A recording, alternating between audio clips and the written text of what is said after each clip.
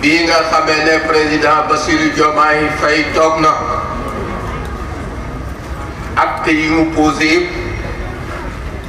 dafa delloowaat Sénégal ci position yi nu ko xamee déclaration ba mu def ca Gambie yeneen ñi ci topp ak bi mu def barka démb jëmee ko ci adduna day wane ne Sénégal delloote na ci positionnement diplomatique bi nu ko xamee ci question wu Palestine lii xew tey fi yàgg nañ fi daje ngir Palestine sunu mbokk di premier ministre réew mi ñëw teewe ko day wane ànd boobu nga xam ne peuple bi moom la ànd ak ay autorité ngir Sénégal am ndëgër laay lu dëgër ngir lu nu koy xaare ci Palestine mu def ko courage politique bu mag la mën na am ay conséquences diplomatiques waaye sunu réew attan na ko sunuy population attan na ko noo ngi koy féliciter ci courage politique di féliciter président de la république ci courage politique suñu fee ci dem constance la ci moom ci taxawaayam ci liggéeyam ñu ko xamal ne noo ngi apprécier acte bi mu def ci valeur bi mu tolloon di ko wane ne yokk nañu ndëgër laay ak yaakaar xam ne question yu mag yi ci positionnement politique question yooyu dafa laaj taxawaay Sénégal gi yëpp ñoo ngi ci sa gannaaw borom bi subhanahu wa taala ak umma bi ñoo ngi ci sa gannaaw lii sax day ubbi buntu bu bees ci Afrique ci positionnement ñoo ngi lay ñaanal yàlla bu baax yàlla taxawu la yàlla doolu leen doole mais nga xam ne lii ñu yaakaar ci yéen da ngeen ko matal gannaaw loolu mbokk jullit yi lii ab déclaration la boo xam ne bii day ñaawlu li nga xam ne moo xew ci Palestine muy boom bi nga xam ne moom la Israël di def te te ko tax a jóg mooy xeetu Palestine ñu faagaagal leen ci kaw suuf nu ne jot na tey adduna bi ceetaan mi mu bàyyi ko communauté internationale mu jël li mu am ci doole lépp ngir dakkal lii ci saasi lii nga xam ne mooy cong bi ñuy song Palestine nga xam ni cong la ci seeni ndaw cong la ci seeni jigéen cong la ci seeni góor yi nga xam ne yoruñu ngànnaay nee nañu loolu jëfi njaa àll la boo xam ne jëmul ci waa Palestine kese waaye àddina bi yëpp lay provoqué ngir wane ne am na kàttan lu ma neex def mënuñoo nangu ci fii nu toll tey ci 2024 ay nit ñoo xam ne ñuy yoruñu ngànnaay tooñuñu ñuy daaneel seeni kër di nangu seeni suuf seen yaakaar ji nga xam ne moom la ñu am ngir amum réew comme ni ko ñëpp amee ñu bëgg ko faagaagal réew mi nga xam ne moom la ñu tuddee Israël di jël seeni suuf di ko jël ci doole di rey di jéem a éliminer lépp loo xam ne bii mooy peuple Palestine ak culture am ak jaar-jaaram nee na lu loolu ci adduna bi nga xam ne day wax ne adduna bu civilisé la adduna bi nuy wax ne droit moo ko tënk mënuñu nangu njaawtee fi mel nii continuer di fi am mënuñu nangu waa Palestine ñu xañ leen seen àq ci am réew mënuñu nangu ñu xañ leen seen àq ci liberté mënuñu nangu ñu xañ leen seen àq ci dignité mënuñu nangu ñu xañ waa Palestine seen dëkk di provoqué Gaza di ko sànni ay bomba ak i jum nga xam ne ay dëkk ak i quartier yëpp dañu mujj nekk ndànd fooy fooy ñu commencé yemuñu ci Gaza fan yii ñu commencé ci Adifal Garbiya di fa def lu jige loolu bu amee dañuy wax ne waxu condamnation rek doyatul def nan ko defati ko lépp lu nit imaginer ne bu ko wanee ñu xam ne kontaanul loolu population yi wane nañ ko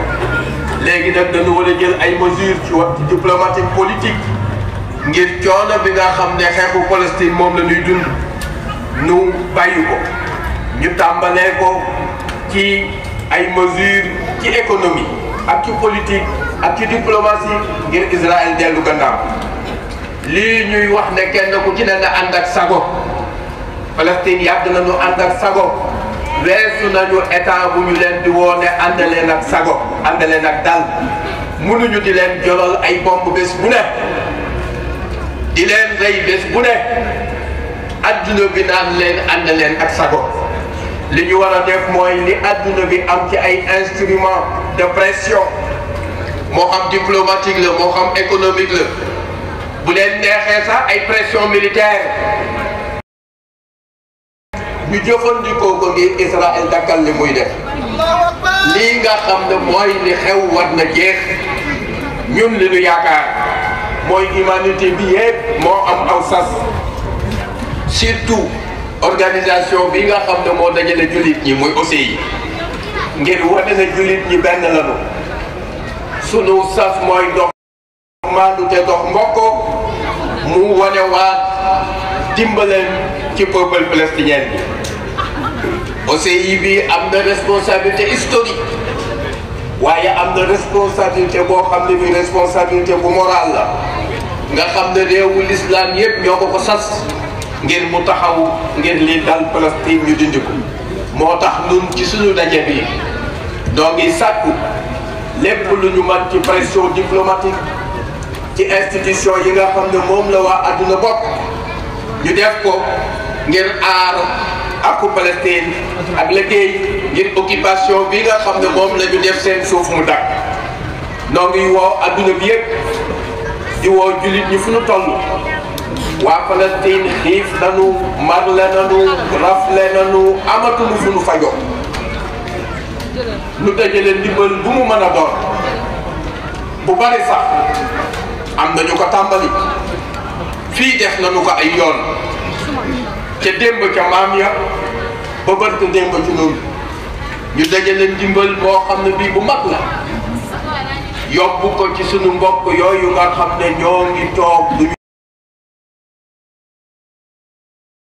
lekk duñu naan mar xiif di fanaan ci biti ñu jox leen ndimbalu alal dañu soxla ndimbal ci alal te am na ay yoon yu wóor yoo xam ne yi mën na fa jaar loolu ñu liggéey ci bu baax noo ngi woo conférence islamique mu réglé waat ay position taxaw ngir jàppale Palestine ci solution yoo xam ne yu maandu la gannaaw loolu fa ñuy jeexale mooy noo ngi yóbbante suñu kàddu ci waa Palestine di leen wax ne Sénégal li fi nekk ci nit ci population ci xeet ak li fi nekk ci autorité ci waxtu wuy jafe yii ñuy dund ñoo ngi ànd ak yéen di bokk ak ñoom seen coono di ko mettitlu noo ngi xam mettit wi nga xam ne moom la ñuy dund ndax même bu ñu fekkewul occupation xam nañu conséquences historiques yi occupation am ngir ay dëkk lañu yoo xam ne yi dañu ko occupé ay siècles donc keneen fu ñu occupé sa dëkk xam nañu li ngay dund waaye ñu leen di woo ci muñ gi ñu am ak li ñu wane ne attan nañu défi bi nga xam ne moom la ñuy dund at yépp nga xam ne loolu joxaat na peuple yi courage joxaat leen yaakaar leçon bi nga xam ne moom la ñu jàngale ci at mi yépp loolu leçon la boo xam ne bii ñun ñëpp ñoo koy dund borom bi moo wax ne adduna jaamaar loo dong moo koy rek ne ki ngay jaamaar loolu li lay metti moo koy metti waaye ñun dañu am ñoom lu ñu amul wa tarjuuna min allahi ma la yarjuun dinañu am victoire fii ci adduna célébré ko bu laa yàgg dinañu am victoire fii célébré ko bu laa yàgg dinañu am victoire fii célébré ko bu laa yàgg waaye bu ñu dajeeg suñu borom danañu fay lii nga xam ne mooy sax gi ñu sax na continuer pression bi bu nu ko bàyyi bu nu fi jógee tey bu subaa nanu waaj ndax moom itam bàyyiwul bu ko defee lu nu am ci mbedd mi ñu utiliser ko lu nu am ci communication ñu utiliser ko di wan waa Palestine ne bu fekkee ne yéen a ngi ci dëkk seen dëkk di xeex nun tam noo ngi ci sunuy mbedd di leen xeexle in tansurullaha yansurkum wa yusabbit aqdamakum wa salaamu aleykum wa rahmatullahi wa barakatuh. Libérez Palestine. ñun sët yi bu ñu ñëwee ci ginnaaw di doxal googu duñu wax lu dul gàcce ngalaama. daje bii nag dafa am ay kàddu yoo xamante ne moom lañ tënk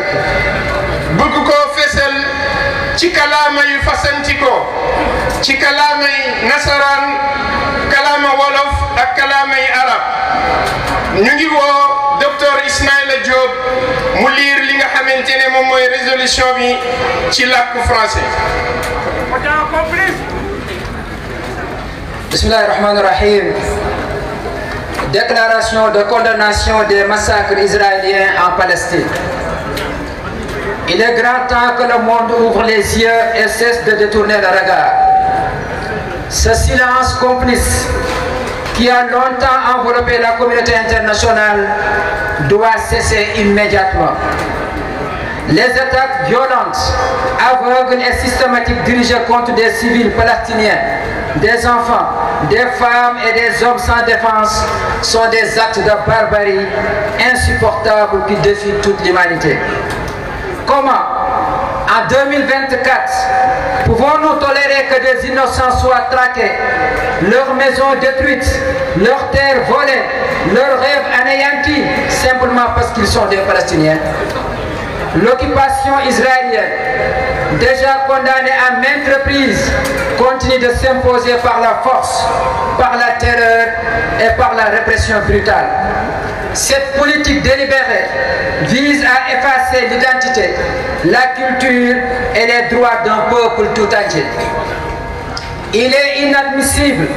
que dans un monde qui se dit civilisé, de telles atrocités soient tolérées, voire justifiées par certains. Le droit à l'autodétermination, à la liberté, à la dignité et à la sécurité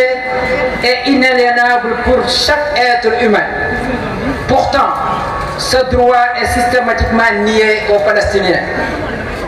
Les bombardements de Gaza, qui transforment des quartiers entiers en ruines, et la violence des colons en Cisjordanie sont des exemples flagrants de cette injustice criante. L'indignation n'est plus suffisante. Il est impératif que des actions concrètes soient prises pour mettre fin à cette tragédie. Les sanctions économiques, politiques et diplomatiques contre Israël doivent être prises. Les appels à la retenue ne suffisent plus. Il faut une pression internationale implacable pour obliger Israël à respecter le droit international et à rendre des comptes pour ses crimes. Face aux défis croissants et aux souffrances prolongées du peuple palestinien, il est du devoir de l'humanité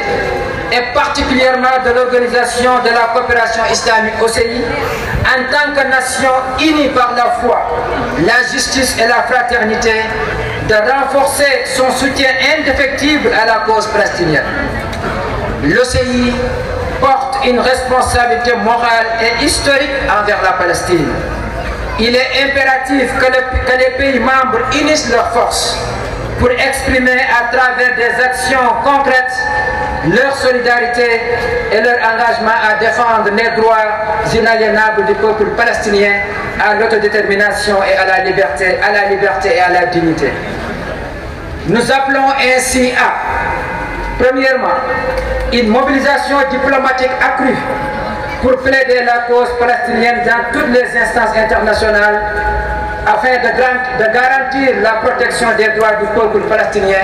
et d'œuvrer pour la fin de l'occupation. Deuxièmement, un soutien économique renforcé pour soutenir le développement et la résilience des institutions palestiniennes et pour soulager les souffrances causées par les blocus et les restrictions. Troisièmement, une solidarité humanitaire constante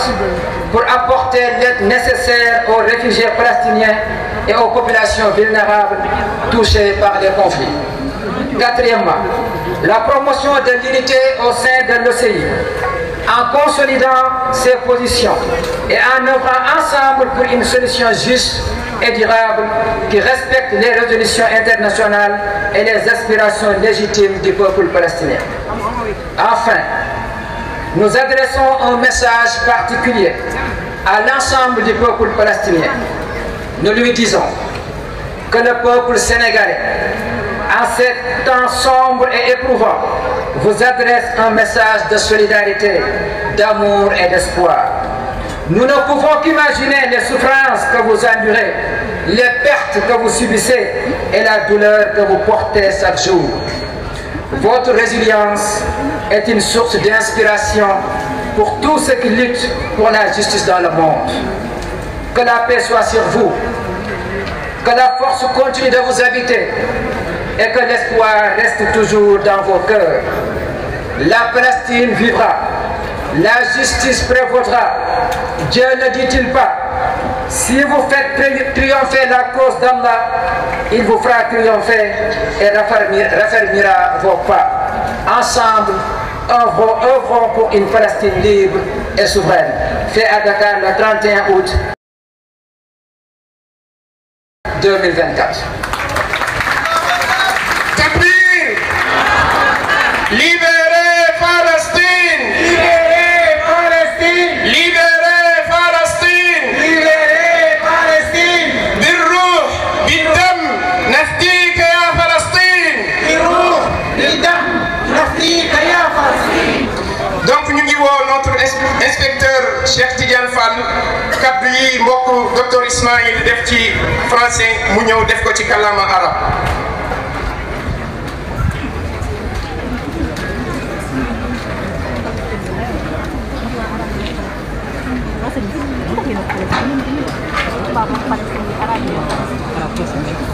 بسم الله الرحمن الرحيم الحمد لله والصلاة والسلام على رسول الله سيدنا وحبيبنا محمد وعلى آله وصحبه. التحالف الوطني لدعم القضية الفلسطينية بيان إدانة للمجازر الإسرائيلية في فلسطين. لقد آن الأوان ليفتح العالم عينيه ويتوقف عن السباحة عكس قيام. هي فورا إن الهجمات العنيفة والعشوائية والممنهجة ضد المدنيين الفلسطينيين والأطفال والنساء والرجال العزل هي أعمال وحشية لا تطاق بل وتتحدى البشرية جمعاء. كيف يمكننا ونحن في عام 2024 أن نسمح بمطاردة الأبرياء وتدمير منازلهم وسرقة أراضيهم وتحطيم أحلامهم لمجرد أنهم فلسطينيون؟ إن الاحتلال الإسرائيلي الذي أدين مرات لا تعد ولا تحصى ما زال يفرض نفسه بالقوة والإرهاب والقمع الوحشي ويهدف من وراء هذه السياسة المتعمدة إلى محو هوية وثقافة وحقوق شعب بأكمله. ومن غير المقبول في عالم يدعي أنه متحضر أن يتعايش مع هذه الفظائع ناهيك عن تبريرها. إن الحق في تقرير المصير والحرية والكرامة والأمن حق غير قابل للتصرف لكل إنسان، ومع ذلك يحرم الفلسطينيون من هذا الحق بشكل ممنهج. إن قصف غزة الذي حول فيها أحياء بأكملها إلى أنقاض، والعنف الذي يمارسه المستوطنون في الضفة الغربية مثالان صارخان على هذا الظلم.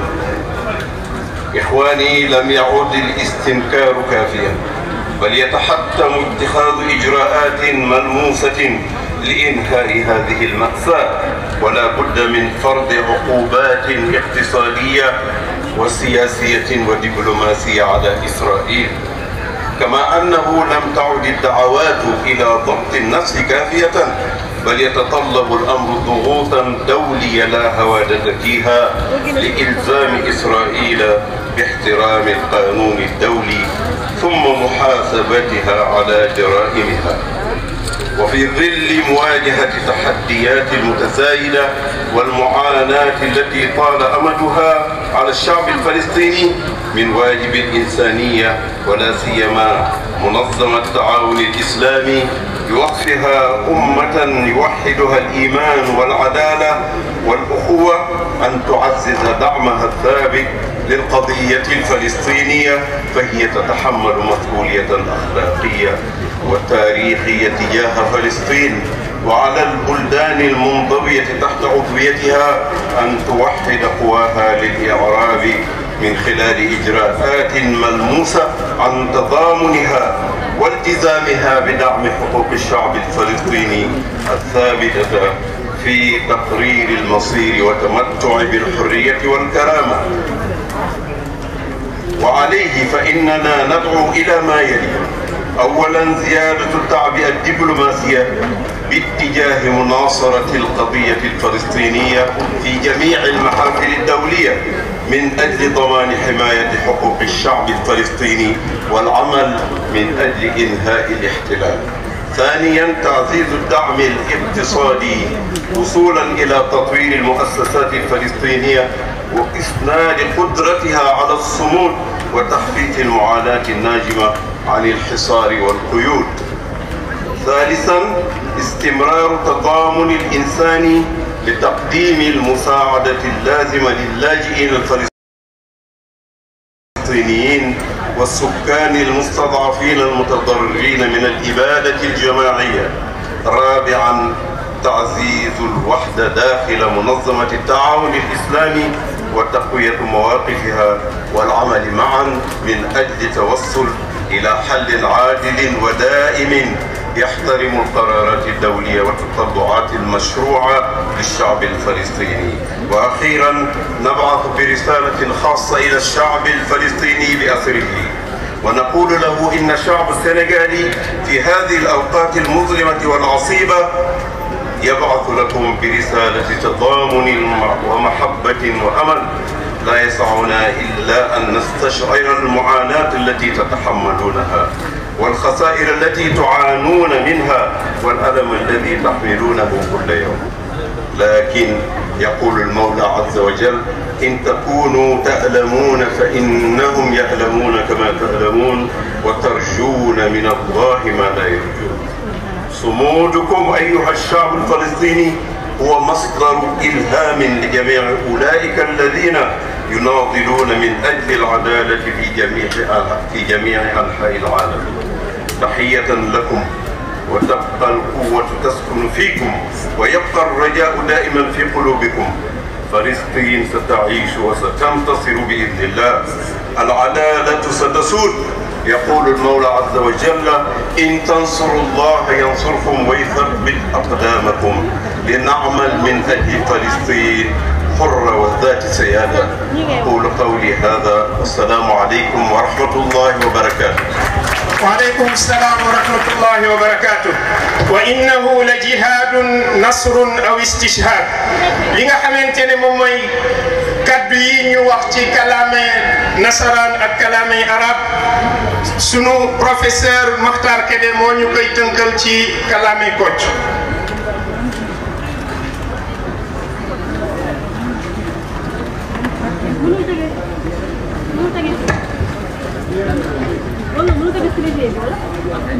السلام عليكم ورحمة الله. الله أكبر ولله الحمد. الله أكبر ولله الحمد. الله أكبر ولله الحمد. الله أكبر ولله الحمد. الله أكبر ولله الحمد. الله أكبر ولله الحمد. الله أكبر ولله الحمد. الله أكبر ولله الحمد. الله أكبر ولله الحمد. الله أكبر ولله الحمد. ñoo ngi sant yàlla bu baax di di dollu dalal sunu xel di wax ne lii nu gis ci adduna bi gis ko ci Sénégal ci fan yi day dalal sunu xel di nu won ni noo ngi ci yoon yu mujj yi ngir libérer Palestine bu ci yàlla ànde bu nu la dugg ci déclaration bi mbooloo mi fi teew yépp ñoo ngi feddali di rafetlu sigil gi nga xam ne suñu autorité politique yi moom la ñu sigile ci question palestinienne yi ndax ku ne xam na ni dund nañu ay ati jiixi jaaxa ci taxawaayu Sénégal ci question Palestine waaye bii nga xamee ne président Bassirou Diomaye Faye toog na